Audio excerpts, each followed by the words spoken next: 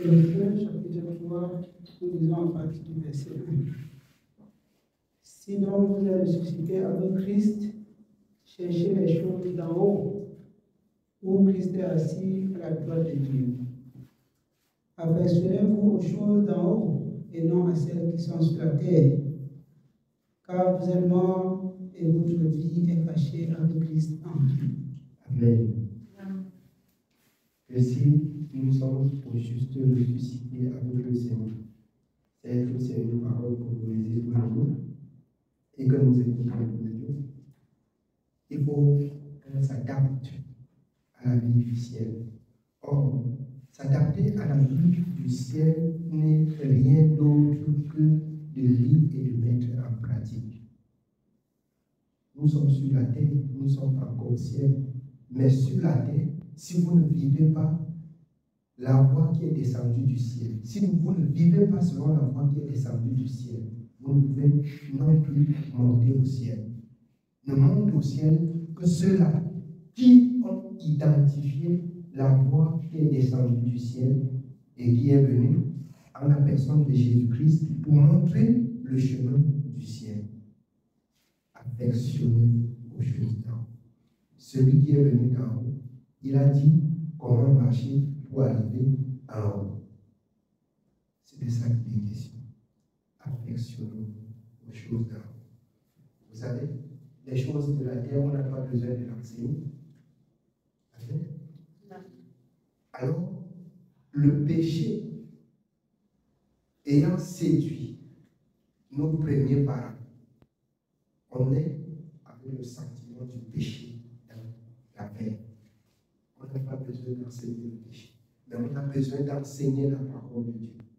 On a besoin d'enseigner parce que la connaissance dans la parole est loin du péché.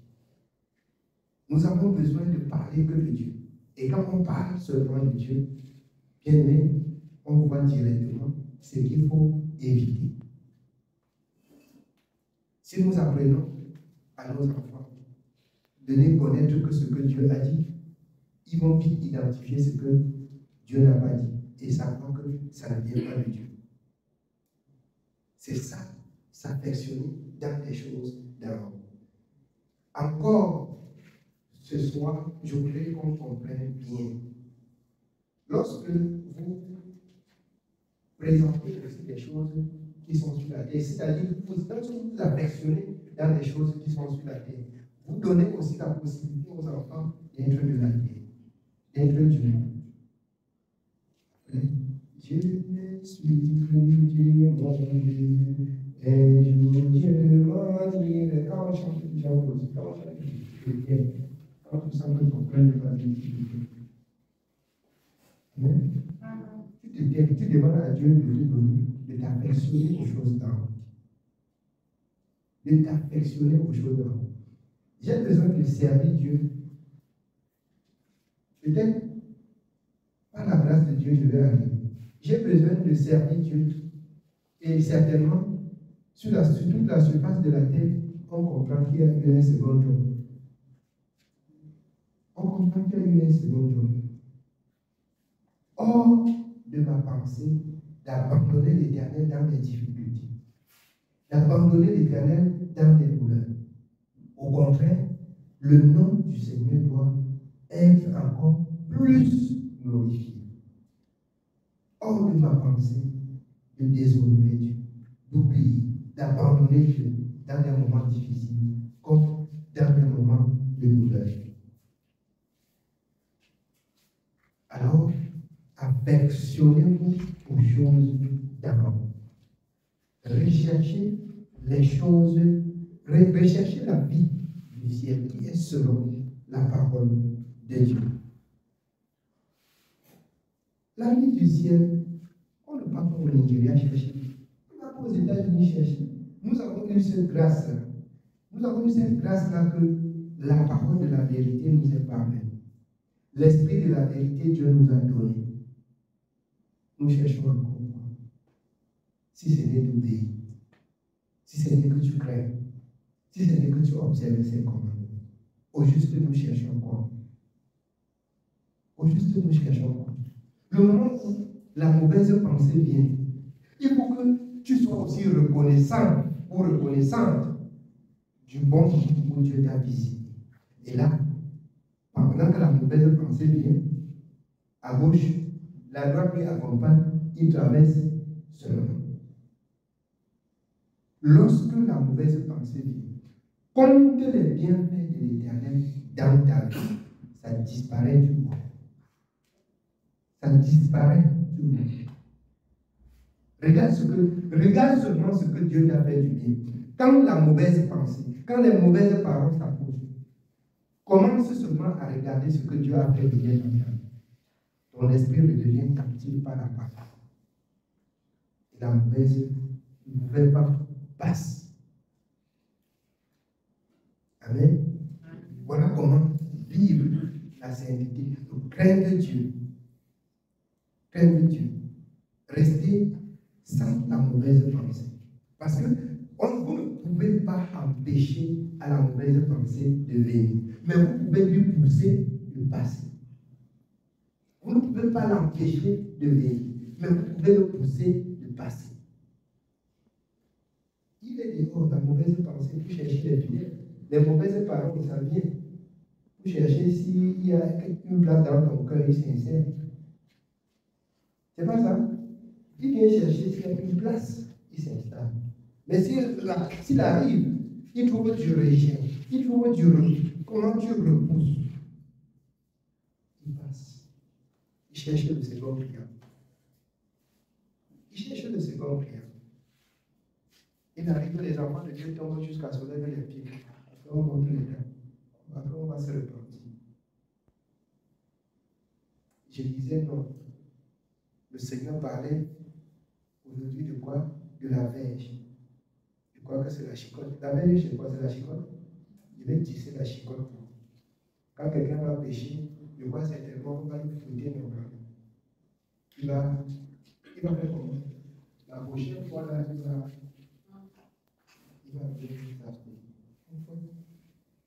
on fait normalement.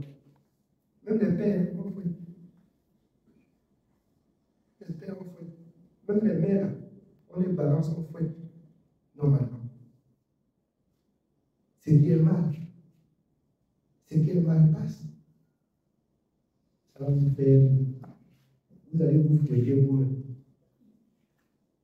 Vous allez vous fouetter vous-même. C'est pour vous faire savoir qu'on ne doit pas jouer avec la parole de Dieu. C'est pour vous faire savoir que ce qu'on apprend chaque jour, c'est ce qu'on doit vivre. Apprenez à mener cette vie du ciel étant sur la terre. Jésus est venu, sa mission sur la terre, c'est de donner à la créature de Dieu de comprendre et de savoir que c'est possible de mener une vie, de mener la vie du ciel sur la terre. Presque côtoyer les hommes, le tiers-monde, c'est presque impossible. Mais avec le Seigneur Jésus, c'est possible. Les hommes diront, quelqu'un peut passer, vivre sans péché contre Dieu. Le péché, que le péché ne règne point dans vos corps. Moi, je vis sans péché. Que ceux qui pêchent, pêchent encore. Que ceux qui se sanctifient, se sanctifient. Je me sanctifierai. Mener une vie de péché, c'est de s'engager à pécher sciemment contre Dieu. Mais je dis tous les jours, non. Elle ne peut pas s'installer sur mon passage, dans ma vie, dans ma maison. Non. Et je dis non. C'est la lutte de chaque jour. Elle ne peut non plus s'installer dans mon esprit, dans ma pensée. Ça veut dire, je lui rejette. Elle vient, je l'accompagne seulement. Je l'accompagne. Comme, je vais vous dire, je vois sur Facebook, il se peut c'était un grand frère. Il avait un problème avec son petit frère. L'enfant, pour vous l'embrasser comme ça, comme il a ouvert la barrière, il pousse comme que il ferme la barrière. C'est comme ça qu'on va traiter le péché. Quand il vient là, c'est compter les bienfaits de l'Éternel dans vos vies. Quand tu restes comme ça, tu vois ce que tu étais, tu vois ce qui t'arrivait, tu vois ce que tu souffrais, tu commences à voir ça, et à bénir l'Éternel. Tu inclines ainsi ton esprit, ta pensée dans la parole. Et après, tu vas sentir dans ton cœur la louange à l'Éternel pour le glorifier. Pour le glorifier, pour le bénir. Amen. Voilà comment mener la vie de la sainteté, de la sanctification. Ce n'est pas la magie, c'est la vérité. C'est la vérité. Oui, bien aimé. Quand Christ, votre vie, paraîtra, alors vous paraîtrez aussi avec lui dans la gloire. Faites donc mourir les membres qui sont sur la terre. Faites mourir les membres qui sont sur la terre. Faites mourir. Il faut que tu tues la chair et que tu donnes la force à l'esprit dans l'obéissance. Faites mourir les membres qui sont sur la terre. Les membres. Et je vous dis, quand vous entretenez ce qui vous a induit en erreur, il se fortifie, il reprend vie et vous tombez encore.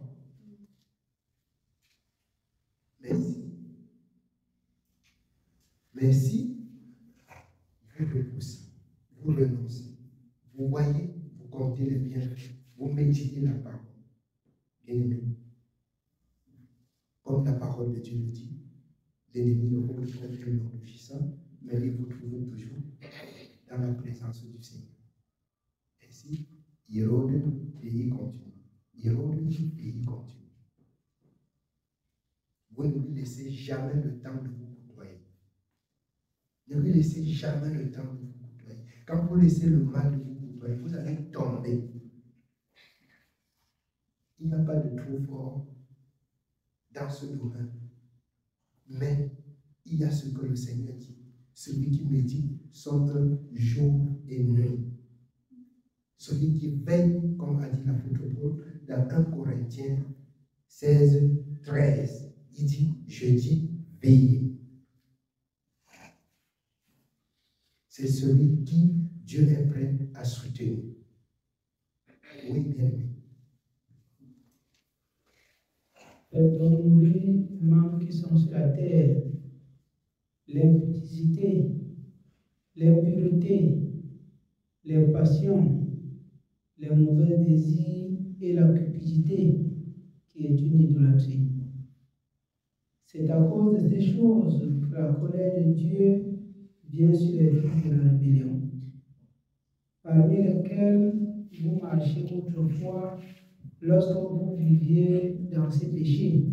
Alors, les fils de la rébellion. Les fils, il s'agit ici des rebelles à la parole. Et parmi le peuple de Dieu, il y a eu toujours des rebelles. Mais je nous exhorte, ne soyez pas du nombre des rebelles. Il y a eu toujours des rebelles. Pour ceux qui pensent qu'un ministère comme celui-ci est célèbre et chaque personne qui vient entrer là, qu'il soit les bienvenus, vous vous trompez. Il y a des personnes qui sont en mission pour détruire. Il y a ceux qui viennent en mission pour détruire. Mais toi, l'apôtre Paul dit à Timothée, sache de qui tu as appris des saintes lettres dès ton enfance. Connais comment tu as reçu. Connais comment tu as appris à te détacher du mal. Et détache-toi davantage du mal. Vivre la sainteté et la sanctification, c'est de chercher et de rechercher à renoncer, à quitter le mal de jour en jour. Connaître ce qui est mal et quitter. Connaître ce qui est mal et ne pas participer. Il n'y a rien d'autre. Il n'y a rien d'extraordinaire. Il n'y a rien qu'un homme va venir fabriquer comme magie, comme force, comme puissance pour vous donner à comprendre la parole. Rien. Si vous pensez qu'à un moment donné, on va chanter, on va finir maintenant par regarder les gens seulement comme ça, ils tombent, ils sont délivrés. Non, on doit entendre Dieu parler. On doit voir Dieu agir. Quand la sanctification serait bien, quand ça va arriver quand ça va être, quand la sanctification va arriver quand on va arriver à la sanctification au niveau normal, vous verrez que alors, aucun esprit ne peut s'intégrer et reste. Il va s'agiter et partir. Pourquoi? Parce que vous mettez une vie de sanctification. Mais quand vous donnez la moindre occasion au péché, tu pêches, il vient là, il vous prend en vie. Vous êtes déjà pour vous. Alors, vous jouez avec Dieu à l'église et il cherche la quatrième personne. C'est ainsi qu'il y a pour vous. Et elle vient dans des paroles, elle vient dans des livres, elle vient dans le mensonge, elle vient toujours dans la communication, parce que c'est avec la parole. Au commencement de toute chose était la parole. La parole était avec Dieu. Et c'est avec la parole que Dieu s'est séparé de Satan. C'est pas ça? Et vous qui êtes enfants de Dieu, faites très attention. Avec la parole, vous pouvez aussi vous réconcilier à Satan. Et avec la parole, vous pouvez barrer la voie à Satan. Donc, connaissons Dieu et connaissons comment utiliser la parole de Dieu. Il faut que nous connaissions comment utiliser la parole. Nous avons des armes défensives et offensives dans lesquelles l'apôtre Paul dit « Prenez toutes les armes défensives et offensives, qui n'est rien d'autre que la parole. » C'est la parole. Il n'y a rien. C'est la parole. Plus ton esprit est attaché à la parole, plus la sensibilité de ta présence avec les ténèbres. C'est comme quand tu te présentes, il y a une distance auquel il ne peut pas t'aborder. Ça va être comme le court-circuit, comme le courant et l'eau. Ça ne marche pas. Mais plus tu te noies dans le péché, plus tu te rapproches du noir, plus tu te rapproches de l'ennemi. Et jusqu'à ce qu'il incarne ton corps. Voilà comment il fonctionne. Voilà comment il fonctionne. Et c'est la mort. Même si tu vis, la mort spirituelle s'installe. Même si tu vis, la mort spirituelle s'installe. Donc faites beaucoup attention. Oui, bien. Maintenant, renoncez à toutes ces choses. Renoncez à toutes ces choses. Renoncez à toutes ces choses. Oui. À la colère, à l'animosité, à la méchanceté. À la colère, l'animosité, la méchanceté. Oui.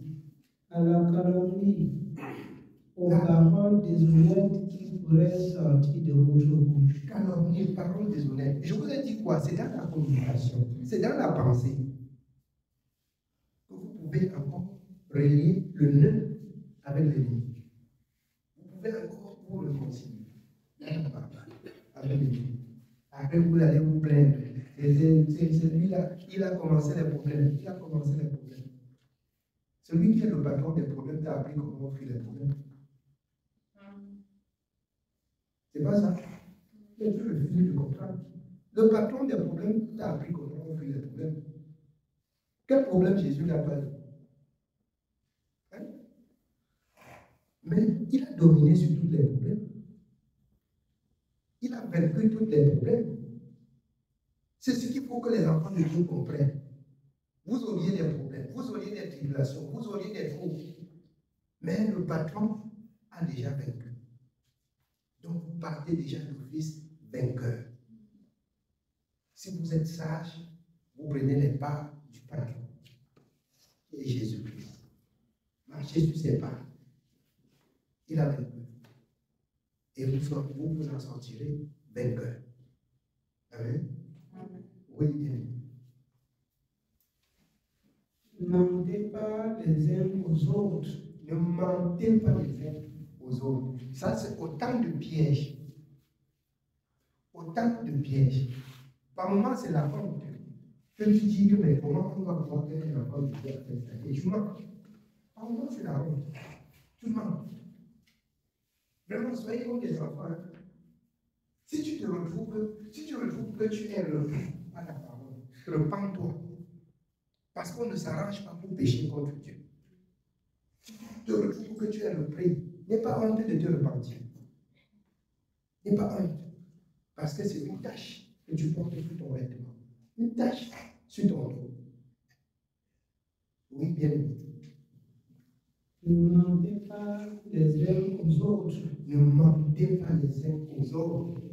Ne mentez. Le mensonge ne doit plus avoir de place au milieu des peuples saints. Plus de mensonges. Plus de mensonges. Ça ne doit plus régner. Même frôler votre esprit, votre état d'esprit. Ne permettez pas au mensonge d'entrer dans vos pensées, même si ce n'est pas sorti de votre bouche. Ne permettez pas qu'elle règne dans votre esprit. Ne permettez pas. Or, elle vient dans des petits jongleurs et après elle s'installe dans votre cœur et après ça sort dans la bouche. Amen. Oui. Vous étant dépouillés du vieux homme, de ses œuvres, et ayant revêtu l'homme nouveau qui se renouvelle dans la connaissance selon l'image de celui qui l'a créé. Il n'y a ici ni grec, ni juif, ni circoncis, ni incirconcis, ni barbare, ni scythe, ni esclave, ni libre, mais Christ est tout en tous. Ainsi donc, comme des élus de Dieu, saints et bien-aimés, revêtez-vous d'entrailles de miséricorde, de bonté, d'humilité, de douceur, de patience. Supportez-vous les uns les autres, et si l'un a sujet de se plaindre de l'autre, pardonnez-vous réciproquement. C'est-à-dire qu'il doit avoir l'échange. Il doit avoir l'échange de paroles. Et entre nous, on ne permettrait pas que l'ennemi prenne le dessus. C'est pourquoi échangeons et pardonnons réciproquement. Voyons à la lumière de la vérité ce qui est mauvais et ensemble rejetons.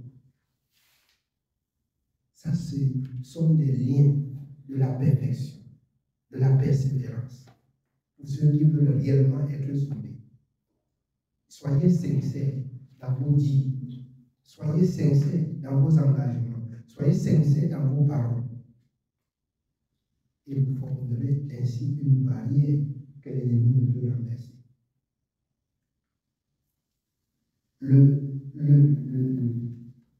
Israël était dans la vérité selon la justice de Dieu pour que les murs de Jéricho s'écroulent. Mais vous avez vu avec Josué et qui avait Akan, vous avez vu que les ténèbres ont frôlé, les morts sont tombés. C'est pas ça? Mais quand ça a été dévoilé, le Seigneur a dit, vous faites ceci, vous faites cela, et vous vous gardez saint, et vous faites ceci, et les murs de Jéricho tombent. Les murs tombent lorsque vous marchez dans la vérité, dans la droiture, vous échangez dans la justice et dans la sainteté. L'ennemi ne peut pas, la barrière de l'ennemi ne peut pas exister. L'ennemi tombe. L'ennemi tombe. Il ne résiste pas. Il tombe.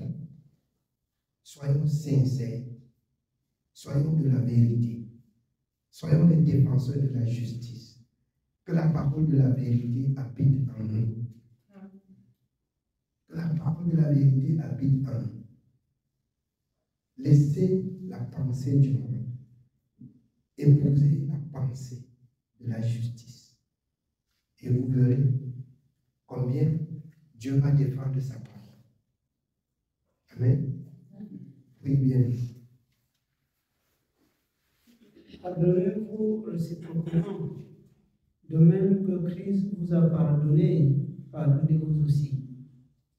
Mais par-dessus toutes ces choses, revêtez-vous de la charité qui est le lien de la perfection, et que la paix de Christ, à laquelle vous avez été appelés pour former un seul corps, règne dans vos cœurs et soyez reconnaissants. Soyez reconnaissants. Que la paix, l'amour, la fidélité de Jésus-Christ règne dans nos cœurs et soyons reconnaissants. Amen. Voilà la parole de la vérité. Tout ce qui est écrit dans ce livre, c'est la vérité. Tout ce qui est écrit, c'est pour mettre en pratique. Amen. Oui. Que la parole de Christ habite parmi vous abondamment. Que la parole de Christ habite en chacun abondamment. Abonder en action de grâce. Que la parole habite abondamment. C'est-à-dire qu'on te voit et on voit la parole de Dieu qui t'arrive. Qu'on te voit et on voit tes actions, c'est la parole. C'est ça la parole habiter abondamment. Amen. Oui, bien.